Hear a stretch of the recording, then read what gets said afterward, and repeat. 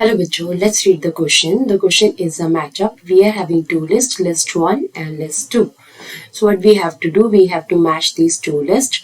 So first of all, let's read what is list 1. List 1 में A option says architect of German unification. B says Bismarck of Italy. C says Jacobin Club. D says Germania. List 2 says political club during the French Revolution. 2 says Otto von Bismarck. 3 says Cavour. 4 says crown of oak leaves. So list 1 and list 2 हमारे पास दो list है. List 1 में हमारे पास कुछ नाम है, list 2 में कुछ हमारे पास अगेन यहाँ पे कुछ लिस्ट 2 में कुछ नाम है, तो इनको हमें ज्वाइन करना है. वी आर हैविंग 4 ऑप्शन, हमारे पास 4 ऑप्शन है.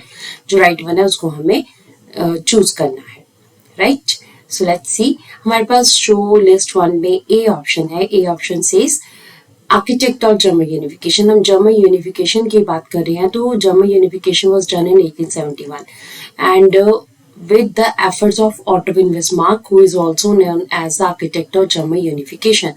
German unification में जो main effort था that was of Otto von Bismarck. ठीक है, ऑप्शन नंबर 2 जो है this is the right answer of the option number ए का जो नंबर 2 है this is the right answer. Architect of German unification कौन है? Auto von Bismarck. सेकेंड हम अगर बात करें तो हमारे पास बिस्मार्क ऑफ इटली है. तो बिस्मार्क ऑफ इटली किसे कहा जाता है? सो बी ऑप्शन हमें क्या कह रहा है कि इटली जो है which was divided into 7 parts was unified with the efforts of Count Camillo de Cavour. ठीक है, अब हमारे पास अगर बिस्मार्क ऑफ इटली की हम बात करते हैं तो ये किसके एफर्ट से इसकी यूनिफिकेशन हुई थी इटली की? काउंट कैमलो डे कैवूर के एफर्ट से. तो हमारे पास बी का जो राइट आंसर है that is option number C. तो थर्ड में हमें कहा जा रहा है जैकोबिन क्लब. तो let's read about the Jacobin club.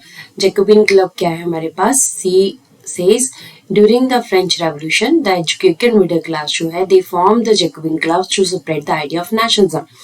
Idea of nationalism को सेपरेट करने के लिए फ्रेंच रेवोल्यूशन के दौरान क्या किया था? एजुकेटेड मिडिल क्लास ने जैकोबिन क्लब्स को फॉर्म किया था. ठीक है, तो हमारे पास यहाँ पे जैकोबिन क्लब्स जो हैं they are the political club during French revolution. Nationalism को सेपरेट करने के लिए फ्रेंच रेवोल्यूशन के टाइम के ऊपर पॉलिटिकल क्लब बनाए गए थे. They are the Jacobin clubs. Fourth and the last option हमारे पास जो है that is D Germania. So Germania जो है हमारे पास डी का अगर हम आंसर पढ़े तो जर्मेनिया जो है the allegory of Germany wore the crown of oak leaves which represent the heroism. ठीक है, हमारे पास जो जर्मानिया है वो क्या कर रही है? वो क्राउन ऑफ ओक लीव्स पहन रही है.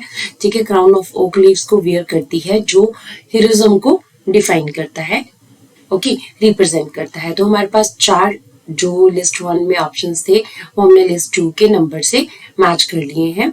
So let's see what is the right option from given below. Architect of German unification का आंसर हमने देखा ऑटो वन बिस्मार्क यानी कि नंबर 2.